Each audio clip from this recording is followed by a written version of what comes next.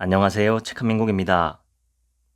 오늘 소개할 책은 언젠가 눈부시게 홀로 설 그대에게. 지은이는 필립 체스터필드. 18세기 영국의 정치가, 외교관, 저술가로 명성을 날렸다. 케임브리지 대학에서 공부하였고 젊은 나이에 의회로 진출하였다.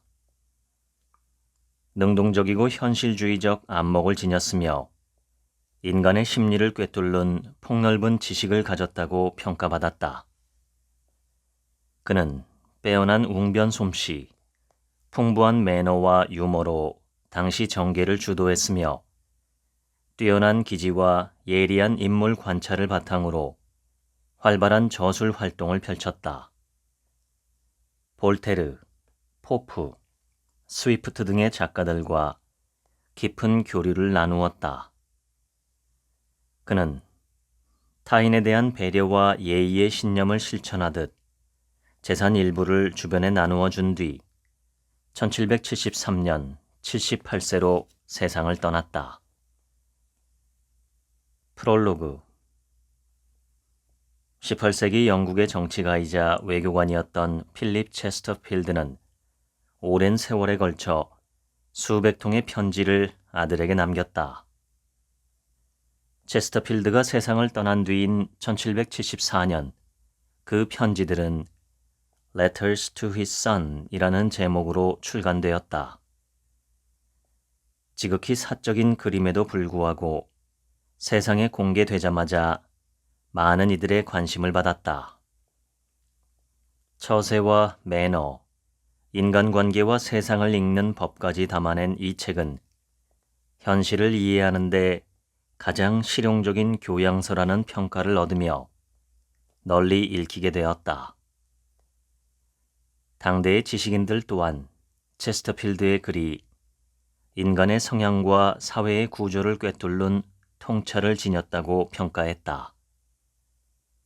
그는 추상적인 미덕을 나열하기보다 사람이 실제로 움직이는 방식, 관계가 형성되는 과정, 기회가 만들어지는 구조를 현실적인 언어로 풀어냈다는 점에서 높이 인정받았다.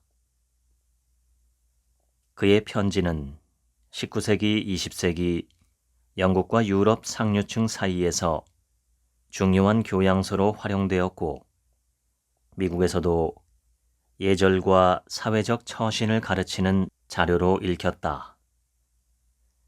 체스터필드는 자신의 편지가 세상에 공개되리라고는 상상하지 못했을 것이다. 그러나 그 사적인 기록에 담긴 솔직함이 오히려 오늘날까지 살아남게 한 힘이 되었다. 이 편지들이 전하는 것은 분명하다. 사람을 보는 눈과 자신을 다스리는 절제, 세상을 판단하는 통찰이 인생의 항로를 결정한다는 사실이다. 어떻게 살아갈 것인가? 어떤 사람이 될 것인가? 목차를 읽겠습니다. 이성이라는 마차를 날마다 점검하라. 시간을 지배하는 자가 인생을 지배한다. 한 번에 한 가지 일에만 집중하라. 자투리 시간은 미래를 위한 씨앗이다. 무엇을 하든 확실히 하라. 지식은 주머니 속 시계처럼 필요할 때만 꺼내라. 서두르지 않을 때 비로소 보이는 것이 있다. 질문이 시야를 넓힌다. 첫인상은 평판이 되고 기회가 된다. 예의는 사람을 모으고 기회를 만든다. 실수는 넘어가도 거짓은 용서할 수 없다. 겉모습보다 마음을 먼저 보아라. 네가 만나는 사람이 곧 너를 말해준다. 대접받고 싶은 만큼 남을 대접하라. 보고 듣고 궁금해하고 질문하라. 누구에게나 배울 점은 있다. 타인의 생각에 내 판단을 맡기지 마라. 인상이 말보다 먼저 드러난다. 품격 있는 태도는 황금보다 더 빛난다. 가벼운 쾌락은 버리고 값진 즐거움을 택하라. 화려한 겉모습보다 내면이 단단한 사람이 되어라. 글은 보이지 않는 또 다른 나다. 사소한 1분이 하루를 결정한다. 애정은 노력에 비례한다. 조언과 잔소리는 한 끗 차이다. 지성은 배움으로 시작되고 품위로 완성된다. 전달하는 방식이 내용보다 중요하다. 품격은 타인을 빛나게 할 때 비로소 완성된다. 과시는 잠깐 빛나고 절제는 오래 남는다. 타인의 틀이 아닌 자신의 길을 선택하라. 사소한 행동이 평판을 만든다. 품위는 능력을 빛내고 부족함을 메운다. 외유 내강을 삶의 원칙으로 삼아라. 성숙함은 자신을 다스리는 능력이다. 겉모습에 머물지 말고 깊이 살펴보아라. 금괴 같은 재능보다 잔돈 같은 기술이 필요하다. 본문을 읽겠습니다. 인생이라는 긴 여행에서 너를 끝까지 실어 나를 마차는 바로 이성이다. 그 마차가 튼튼한가에 따라 인생의 수준이 달라지니 매일 점검하고 정비해야 한다. 배움과 교양은 천재성보다는 집중력의 문제다. 역사와 정치, 지리와 언어, 그리고 표현력 등 이 모든 것은 재능이 아니라 꾸준한 관심과 정확한 관찰로 익힐 수 있다. 표정이나 옷차림, 자세와 말투처럼 사소해 보이는 요소들이 사람의 호감과 신뢰를 결정한다는 사실을 잊지 말아라. 할 만한 가치가 있는 일이라면 절대 대충 하지 말고 온전히 집중해서 해야 한다. 사람들과 함께 있을 때 절대 멍하게 있지 말아라. 대화에 집중하지 못하고 딴청을 피우거나 상대의 기분을 헤아리지 못하는 모습은 무성의하거나 거만한 태도로 비칠 수도 있다. 사람은 상해를 입은 것보다 멸시받은 것을 더 오래 기억하는 법이니 절대 함부로 말하거나 행동하지 말아라. 아무것도 하지 않은 채 시간을 흘려보내는 것만큼은 절대 용납할 수가 없다. 시간은 너무 소중하며 한 번 지나가면 결코 되돌릴 수 없기 때문이다. 하루는 내가 해야 할 일을 해내는데 충분한 시간이다. 단, 한 번에 한 가지 일에만 집중한다면 말이다. 두 가지 일을 동시에 하려 한다면 1년이 주어져도 시간은 부족할 것이다. 네덜란드를 이끌었던 정치가 요한 드 비트는 국가의 중대한 일을 처리하면서도 저녁에는 사교 모임을 즐겼다고 한다. 누군가 그 비결을 묻자 그는 이렇게 말했다. 한 번에 하나만 하고 오늘 할 일을 내일로 미루지 않으면 됩니다. 하루에도 무심코 흘려보내는 많은 시간의 틈이 있다. 그 틈을 어떻게 쓰느냐에 따라 인생의 차이가 만들어진다. 나는 젊은 시절의 즐거움을 후회하지 않는다. 그러나 한 가지, 이것만은 확실히 후회하고 있다. 젊은 시절 아무것도 하지 않은 채 흘려보낸 시간이다. 무엇을 하든 확실히 해라. 겉핥기로 끝내지 말아라. 조금 안다는 것이 때로는 아예 모르는 것보다 더 위험한 법이다. 세상 어디에나 배울 것은 있다. 사람마다 하나쯤은 자신이 잘 아는 분야가 있고 예의를 갖추어 묻기만 하면 기꺼이 그 지식을 나눠줄 것이다. 어느 나라에 가든 그들의 재정과 군사, 무역과 경찰 체계를 눈여겨보아라. 틈날 때마다 기록하되 다른 이의 말을 그대로 옮기지 말고 내가 직접 보고 얻은 지식을 내 손으로 정리해서 채워 넣어라. 그리고 공개 재판은 반드시 참관하길 바란다. 법이 실제로 어떻게 작동하는지 직접 보는 건 아주 좋은 경험이 될 것이다. 어떤 학자들은 지식에 대해 늘 단정적으로 말하고 반론을 허락하지 않는다. 이런 태도는 사람들의 반감을 부르고 정당한 권위마저 흔들리게 한다. 많이 알수록 더욱 겸손해야 하며 확실해 보이는 사실조차도 제안하듯 말하는 법을 배워야 할 것이다. 지식을 시계처럼 주머니에 넣어두고 누가 물어보면 보여주고 먼저 꺼내지는 말아라. 사람은 매일 새로운 것을 보고 듣고 읽는다. 그중 인상 깊은 것을 간단히 기록하고 여기에 내 생각을 덧붙이기만 해도 훌륭한 배움이 된다. 너는 반드시 세상에 필요한 사람이 되어야 한다. 그러면 내가 먼저 부탁하지 않더라도 사람들이 먼저 너를 찾을 것이다. 외형과 형식을 관찰하는 것만으로도 배울 수 있는 것은 많다. 볼 수 있는 것은 가능한 한 많이 보고 배울 수 있는 것은 되도록 놓치지 말며 궁금한 것이 있다면 주저하지 말고 반드시 질문하거라. 박람회에서도 마찬가지다. 오페라와 연극, 거리의 공연까지도 무엇이든 한 번쯤은 경험해 볼 가치가 있다.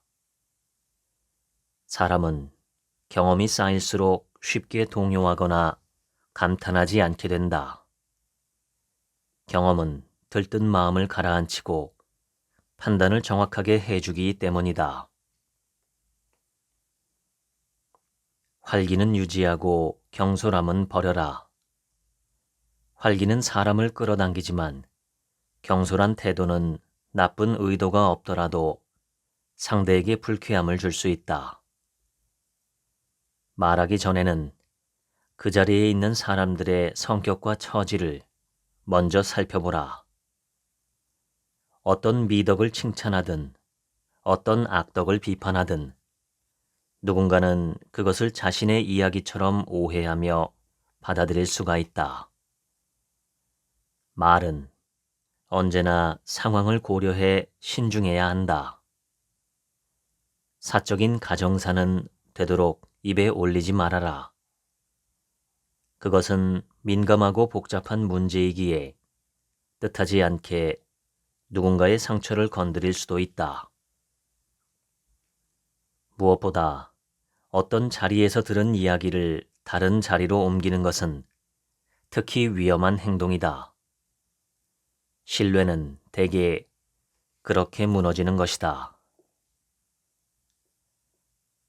능력은 없으면서 분위기에 맞장구만 치면서 자리를 보존하는 사람들은 어디에나 있다. 그런 사람이 되어서는 안 된다. 자신의 판단과 의견을 반드시 가져야 한다. 다만 그것을 표현할 때는 유쾌함과 공손함, 그리고 우아함을 잃지 말아라. 예의를 갖춘 친절과 상대의 기분을 살피는 배려는 꼭 필요한 덕목이자 교양의 일부다. 사람들은 그런 태도에 자연스레 호감을 느끼고 마음의 문을 열기 마련이다. 고대 로마의 스키피오 장군이 그의 말과 행동, 감정에는 흠잡을 것이 없었다 라고 평가된 것처럼 너 역시 말과 태도 그리고 감정의 절제에 있어서 그와 같은 평가를 받는 사람이 되길 바란다. 그러나 명심해라. 훌륭한 사람들 곁에 있다는 것만으로는 아무런 의미가 없다. 그들의 예절과 태도, 호감을 주는 세심함, 그리고 자연스러운 신사의 품격을 내 것으로 만들지 못한다면 말이다. 외모와 생활 습관도 결코 소홀히 하지 말아라. 청결과 단정한 옷차림, 그리고 세련된 몸가짐은 너의 능력을 한층 더 빛나게 해줄 것이다. 베이컨 경은 호감 가는 외모는 영구적인 추천서라고 말했다. 외모는 능력에 앞서 길을 열어주는 선발대와도 같다. 외모를 항상 단정하게 유지해라. 진정한 죄는 알면서도 거짓을 말하거나 거짓된 행동을 하는 사람에게 있다. 진심으로 거짓을 믿는 사람에게는 죄가 없다. 나는 거짓말보다 더 비열하고 우스운 행위는 없다고 생각한다.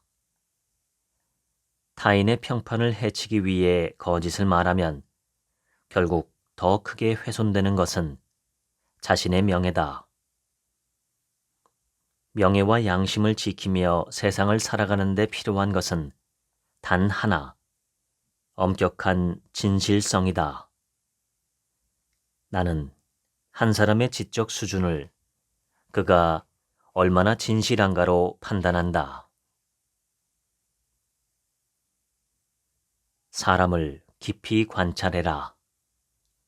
그들의 감정과 약점, 그리고 허영심과 기질을 살피며 대체 무엇이 사람을 움직이게 하는지를 살펴보거라. 약간의 통찰과 꾸준한 관심만 있다면 이런 특징은 자연스럽게 눈에 들어오기 마련이다. 이것이야말로 진정한 세상 공부다. 세상은 책만으로 배울 수 있는 곳이 아니라 직접 부딪혀 봐야 알 수 있는 곳이다. 학자가 서재에서 세상을 논하는 것은 연설가가 한니발에게 전쟁을 가르치는 것만큼이나 무의미하다. 세상을 제대로 배우려면 사람과 권력이 모인 곳을 경험해 봐야 한다. 인간의 본성은 어디에서나 같지만 그것이 드러나는 방식은 문화와 습관에 따라 달라진다.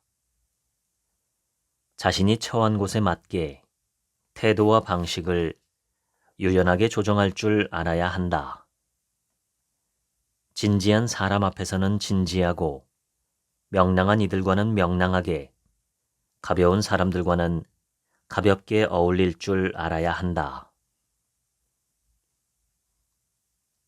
너희 나이대는 지나치게 솔직하고 사람을 고지곳대로 믿는 탓에 교활하거나 경험이 많은 사람들에게 쉽게 속곤 한다. 상대가 친근하게 대한다는 이유만으로 섣불리 친구라 믿고 마음을 다 내주다 상처를 입기도 한다. 사회로 나가거든 이런 선심 쓰는 듯한 우정을 특히 경계해야 한다. 예의는 지키되 믿음은 쉽게 주지 말아라. 칭찬은 칭찬으로 답하되 신뢰는 서서히 표현하거라. 사람들은 첫눈에 친구가 되지 않는다. 진짜 우정은 서로의 진가를 오래 지켜보며 서서히 자라는 것이다. 함께 있으면 즐거운 사람이라고 언제나 좋은 친구는 아니다. 더구나 사람들은 내가 어떤 사람인지를 판단할 때 내 주변에 누가 있는지를 먼저 살펴본다. 많은 사람에게 속마음은 숨기고 겉으로는 자연스럽게 열린 태도로 대하는 것이 좋다.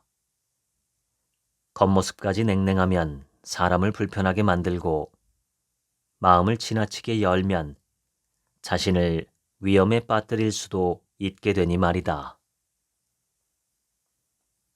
가능하다면 너보다 나은 사람들과 함께해라. 그들과 있으면 너는 성장할 것이고 수준 낮은 사람들과 어울리면 퇴보하게 될 것이다. 여기서 말하는 나은 사람이란 출신이나 배경을 말하는 것이 아니라 재능과 인품을 지닌 이들을 말하는 거란다. 비열하고 보잘것없는 사람이 내게 아부하면서 곁에 머무르려고 하면 반드시 피해야 한다. 사람은 자기보다 나은 사람들 사이에 있을 때 자신의 능력을 끌어올리며 빠르게 성장하는 법이다. 아마 너는 항상 최고의 사람들과 어울리는 것이 정말 가능한 일인지 묻고 싶을 것이다. 결론부터 말하자면 가능하다. 너 스스로 가치 있는 사람이 되면 된다. 배움과 예의를 갖추면 어디에서든 길을 열어준다. 예의 없는 학자는 촌스럽고 예의 없는 철학자는 괴팍하며 예의 없는 군인은 거칠다. 어떤 재능도 좋은 예절이 뒷받침되지 않으면 오래 빛나지 않는다. 사람을 기쁘게 하는 능력은 사회에서 꼭 필요한 기술이지만 터득하기란 매우 어렵다. 기본 원칙은 아주 단순하다. 내가 대접받고 싶은 방식이 있다면 그대로 남을 대하거라. 내가 기쁘게 느꼈던 배려와 관심을 상대에게 같은 온도로 되돌려주면 되는 것이다. 내가 속한 자리의 흐름을 파악해 되도록 그 분위기를 따라가거라. 자리를 주도하려 애쓰지 말고 분위기에 맞춰 진지할 때는 진지하게, 가벼울 때는 가볍게 호응해라. 남들이 지루해할 긴 이야기나 무용담은 피하고 꼭 해야 할 말이라도 될 수 있으면 짧게 하길 바란다. 자기 자랑은 특히 삼가야 한다. 자신의 능력을 과시하려는 태도는 완전히 버려라. 진짜 능력이 있는 사람은 애써 드러내지 않더라도 사람들이 알아보게 되어 있다. 논쟁할 때는 감정을 싣지 말아라. 의견은 차분하고 정중하게 말할 때 가장 설득력이 있는 거란다. 상대가 끝내 설득되지 않는다면 화제를 바꾸는 것도 현명한 지혜다. 어떤 자리에서든 그곳의 로컬 룰을 존중해라. 누군가의 마음을 얻고 싶다면 그 사람의 강점과 약점을 정확히 파악해라. 강점에 대해서는 사실에 근거해 솔직하게 인정해주고 약점에 대해서는 상대의 자존심을 해치지 않도록 조심스럽게 말을 건네라. 사람의 사소한 취향과 버릇을 세심하게 관찰하고 기억하거라. 무엇을 먹고 싶어 하는지, 누구를 불편해하는지, 어떤 자리를 선호하는지를 기억하고 헤아리는 그 순간의 배려가 상대에게 깊은 인상을 남긴다. 그것은 나는 지금 당신을 특별히 신경 쓰고 있습니다. 라는 분명한 메시지가 될 것이다. 하루를 의미 있게 채우고 늘 무언가를 하는 상태로 지내라. 자투리 시간도 쌓이면 큰 힘이 된다. 아무것도 하지 않으며 시간을 흘려보내기보다는 가벼운 유머집이라도 읽는 편이 훨씬 낫다. 공연이나 모임, 무도회 같은 자리에서도 주의 깊게 보고 듣고 생각하거라. 어디에 있든 내가 지금 하는 일에 온전히 집중해라. 그 일이 가치 없다고 판단되면 시작하지도 말고 시작했다면 끝까지 제대로 하길 바란다. 눈과 귀를 늘 열어두고 사람의 말뿐 아니라 상대의 표정과 감정까지 살피거라. 다만 이런 관찰은 마음속에서만 간직하고 겉으로 드러내지는 말아라. 관찰한다는 사실이 알려지면 사람들이 너를 경계할지도 모른다. 많은 이들은 단순히 책을 읽었다는 사실에 만족한다. 그렇게 쌓인 지식은 흩어져 있는 잡동사니에 불과하다.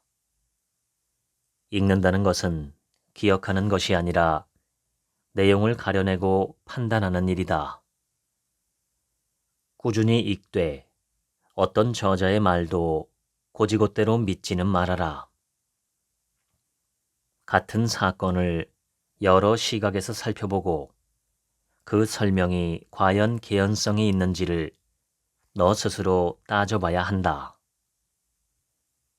인간에게 완전한 확실성은 허락되지 않지만 진실에 가장 근접한 해석에 다가가는 노력은 가능할 것이다. 특히 어떤 사건의 원인이나 동기를 분석할 때는 더욱 신중해야 한다. 인간은 이성적이면서도 동시에 감정적이며 많은 결정은 욕망과 기분, 우연한 상황에서 내려지기도 한다. 훌륭한 사람도 결함이 있고 평범해 보이는 사람도 때론 놀라운 판단을 한다. 그러니 인물을 지나치게 미화하거나 역사를 단순화하는 설명은 경계해야 할 것이다. 정치도 마찬가지다. 국가는 겉으로 내세우는 명분보다 실제로 힘을 갖는 구조와 이해 타산에 따라 움직인다. 하나의 명령 체계로 움직이는 조직은 여러 이해관계가 얽힌 느슨한 연합보다 훨씬 강력하다. 각자의 계산법이 다른 한 협력은 언제든지 쉽게 흔들릴 수 있기 때문이다. 이런 구조를 읽어내지 못하면 표면적인 동맹과 선언에 속기 쉽다. 세상에서 존중받기 위해서 가장 필요한 것은 바로 품이 있는 태도다. 천박한 농담과 경박한 웃음, 선을 넘는 친근한 장난은 아무리 유능한 사람이라도 순식간에 우스운 존재로 만들어버린다. 지나친 친근함의 표현은 윗사람에게 무례가 되고 아랫사람에게는 권위를 잃는 빌미가 된다. 사람을 웃게 하거나 분위기를 잘 띄운다는 이유로 어떤 자리에 불려간다면 그것은 존중이 아니라 광대 취급을 받는 것이다.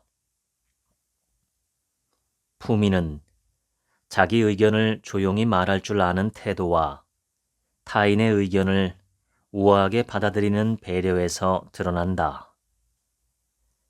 단어 선택과 몸짓, 그리고 사소한 습관은 그 사람의 마음가짐과 교육 수준, 나아가 그가 속한 세계까지도 보여준다. 하찮은 일에 집착하거나 사소한 걸 과시하는 태도는 큰일을 맡기기에는 어렵다는 신호가 될 수도 있다. 표정과 움직임도 마찬가지다. 경박한 웃음과 산만한 행동은 사람을 가볍게 보이게 한다. 반면 적당한 진지함은 품위를 지키면서도 재치와 즐거움을 함께 담아낸다. 늘 급하고 허둥거리는 모습은 부지런함이 아니라 능력 부족을 드러낼 뿐이다. 도덕적 결함은 치명적이다. 그러나 사람을 더 빠르게 무너뜨리는 것은 겉으로 드러나는 품위의 상실이다. 그러니 품위를 사소한 것으로 여기지 말아라. 그것은 사회에서 너를 지켜주는 가장 실용적인 방패다. 젊은이들이 실패하는 큰 이유 중 하나는 분별 없이 즐거움만 좇기 때문이다. 즐거움을 좇은 선택은 종종 고통과 후회로 돌아온다. 나는 즐거움을 부정하는 금욕주의자도 아니고 고리타분하게 훈계를 늘어놓는 사람도 아니다. 오히려 즐거움을 제대로 누리라고 말하는 편이다. 문제는 많은 젊은이가 자신의 취향으로 즐거움을 선택하지 않고 사람들이 흔히 멋있다고 여기는 유행을 생각 없이 따라한다는 데 있다. 그 결과로 허영심에 찌든 사람으로 남게 되는 것이다. 부끄럽지만 내 젊은 시절도 그랬다. 술을 좋아하지 않으면서도 마셨고 흥미없는 도박도 해보았다. 그렇게 해야 멋있는 사람처럼 보일 거라고 착각했기 때문이었다. 그런 허영심은 나의 진짜 즐거움을 빼앗아가고 오랜 시간 불안과 후회를 남겼다. 즐거움은 너 스스로 선택해야 한다. 진짜 즐거움은 건강을 해치지 않고 품위를 무너뜨리지 않으며 삶을 훼손하지도 않는다. 절제하며 즐기는 술과 가벼운 놀이, 독서와 지적인 사람들과의 교류, 그리고 건전한 사교가 바로 진짜 즐거움이며 삶의 품격을 아는 사람들이 자연스럽게 누리는 기쁨이다. 방탕함은 사람을 즐겁게 하지 않는다. 오히려 좋은 사람들로부터 너를 멀어지게 할 뿐이다. 오래 이어지는 즐거움은 감각에서 오지 않는다. 그것은 덕과 선행, 그리고 배움에서 비롯된다. 내가 연극을 자주 보라고 했던 말을 기억하고 있을 것이다. 연극만큼 교육적인 오락도 드물기 때문이다.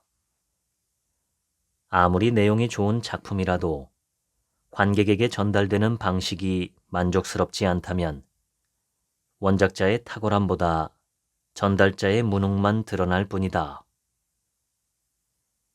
사람을 즐겁게 하거나 설득하고 싶다면 내용뿐 아니라 표정과 태도, 몸짓과 발성, 그리고 억양과 리듬이 모두 중요하다. 사람은 단순한 정보보다 즐거움과 기분 좋은 경험에 먼저 반응하며 정보는 때로 우리의 무지를 드러내 불편하게 느껴지므로 매력 없는 방식으로 전달하면 쉽게 거부당할 수 있다. 영국에서 큰 인물이 되고자 한다면 의회에서 뛰어난 연설가가 되어야 한다. 그곳에서의 승패는 내용보다 표현에 달려 있다. 대화도 마찬가지다. 재미없는 내용이라도 우아하게 말하면 사람의 마음을 얻을 수 있지만 중요한 이야기라도 전달하는 방식이 서투르다면 지루함만 남길 뿐이다. 집사에게 말할 때조차 가장 좋은 단어를 골라 쓰는 습관을 들이거라. 품격은 같은 행동이라도 우아함으로 남느냐 천박함으로 남느냐를 가르는 결정적인 차이다. 가장 집중해야 할 것은 태도와 스타일, 우아함과 말하기의 품격이다. 좋은 사람들과 자주 어울린다고 해서 저절로 세련되어지는 것은 아니다. 주의 깊게 관찰하고 배우려는 의지가 없다면 아무리 훌륭한 사람들 곁에 있다고 해도 거칠고 불쾌한 사람으로 남을 수 있다. 사람들의 말투와 태도, 행동 방식을 살피고 그들의 성향과 감정, 약점까지도 이해하려고 애쓰거라. 이성이 모든 것을 지배해야 마땅하지만 현실은 그렇지 않다. 사람을 움직이려면 이성뿐 아니라 그들의 욕망과 감정도 함께 고려해야 한다.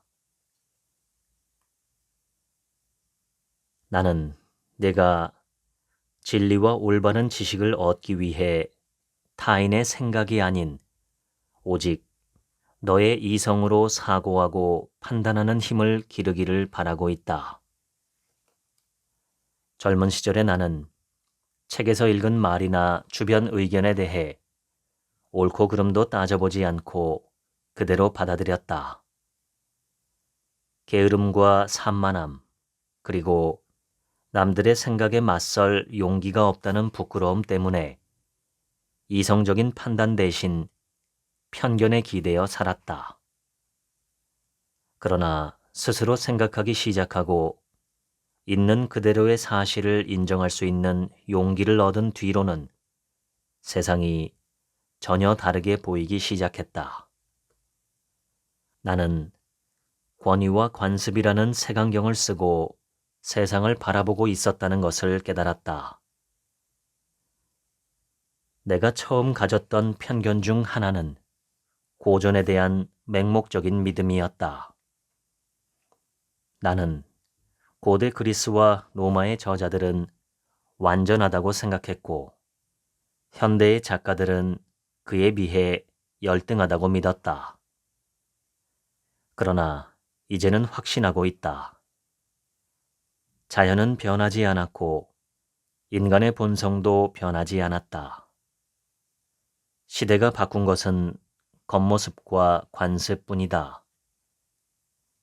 과거 사람과 현대인 모두 장점과 결점이 있다.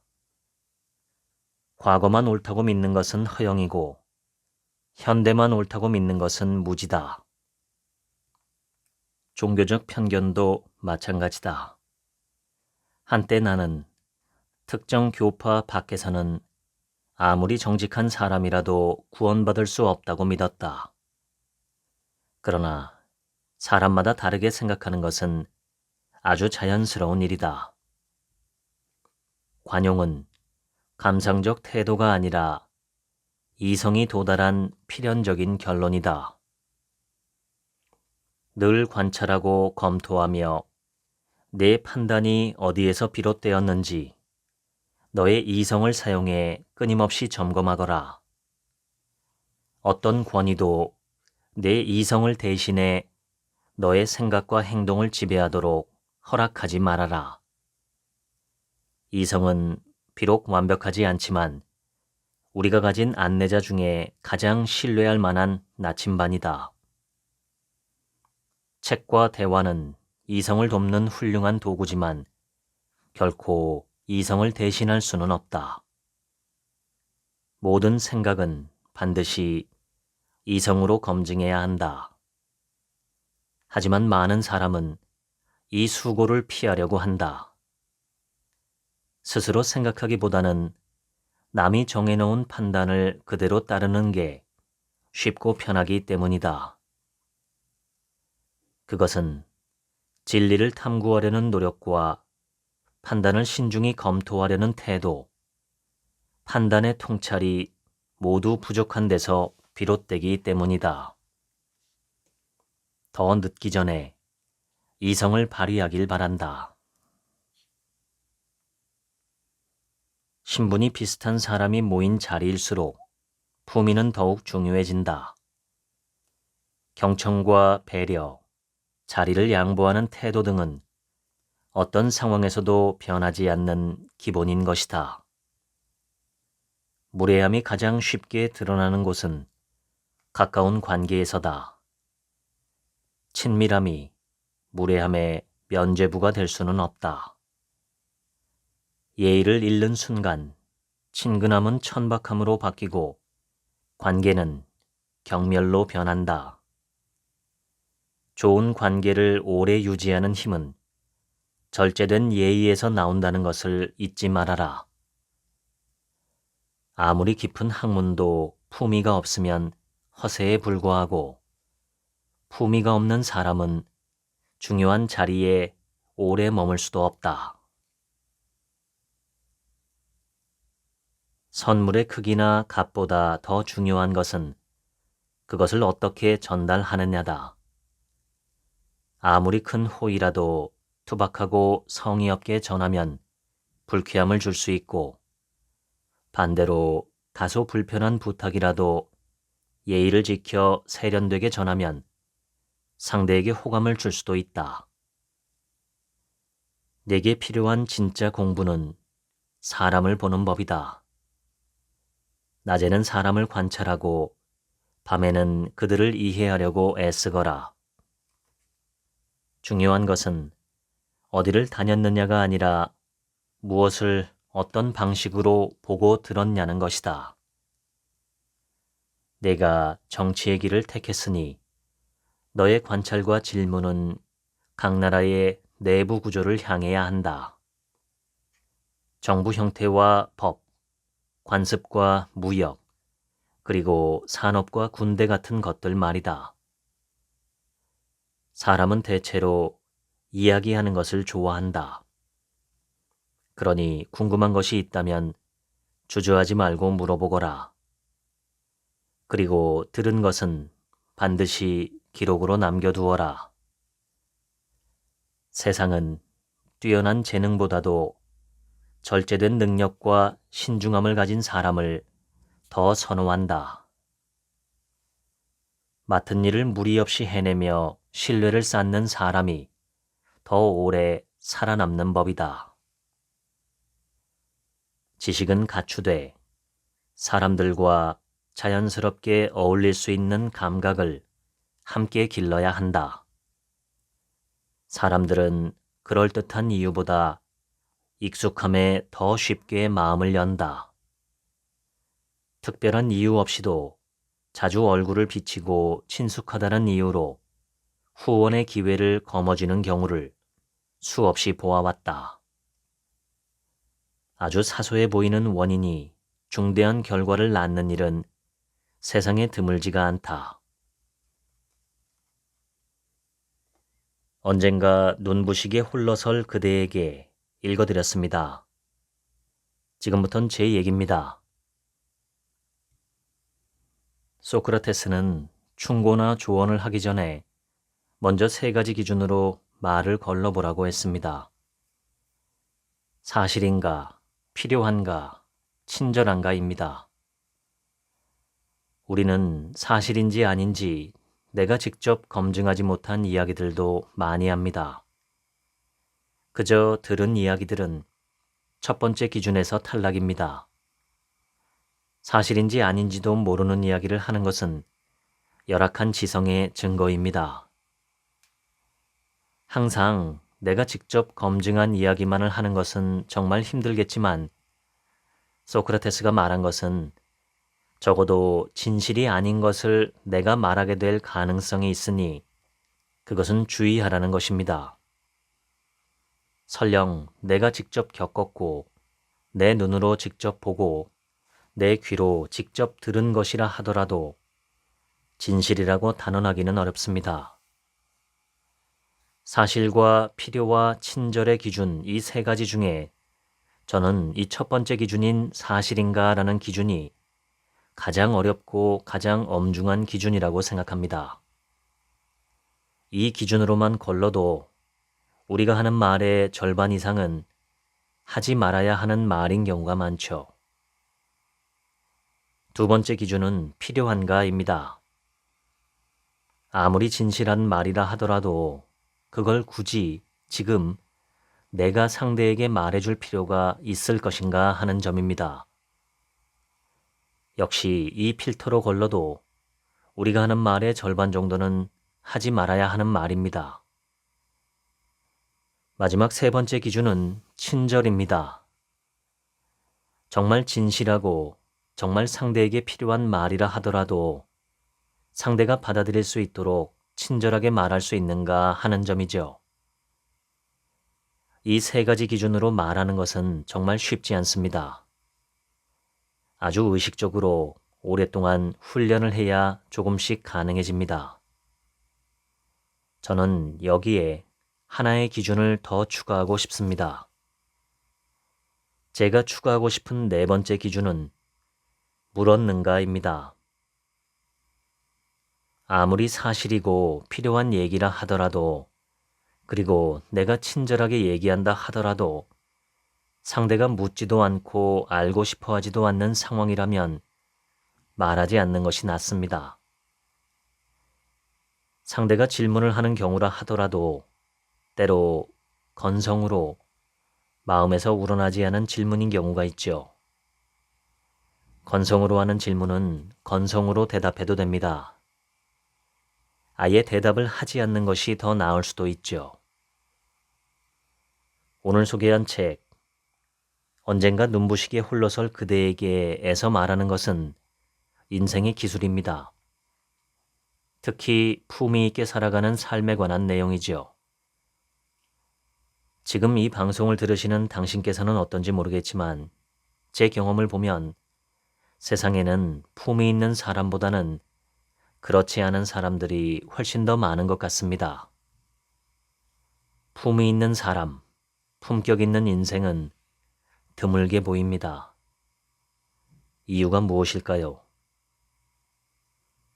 아마도 우리가 그냥 살기 때문이지 않을까 싶습니다. 그냥 사는 삶, 되는 대로 사는 삶. 이런 삶에서는 품이나 품격을 찾아보기가 어렵습니다. 그 반대의 삶은 의도적인 삶, 높은 뜻을 품고 사는 삶이 아닐까 생각합니다. 헨리 데이비드 소로는 월든에서 자신은 의도적으로 살고 싶어서 숲으로 들어갔다고 썼습니다. 여기서 의도는 하나뿐인 삶을 잘 살고 싶은 의도였겠죠. 우리도 그런 의도를 품고 그렇게 살아보면 어떨까요? 오늘 소개한 책에서 저자가 특히 강조하는 것은 관찰과 배움입니다. 사람을 관찰하고 세상을 관찰하고 그것을 바탕으로 신중하고 의미 있게 이성적으로 판단하며 살아가는 삶. 이 책의 저자는 자신의 아들이 그런 삶을 살아가기를 바란다고 희망합니다. 100마디 말보다 하나의 행동이 인생을 만듭니다. 지금까지 책 한 민국의 하루치 생각이었습니다. 들어주셔서 감사합니다.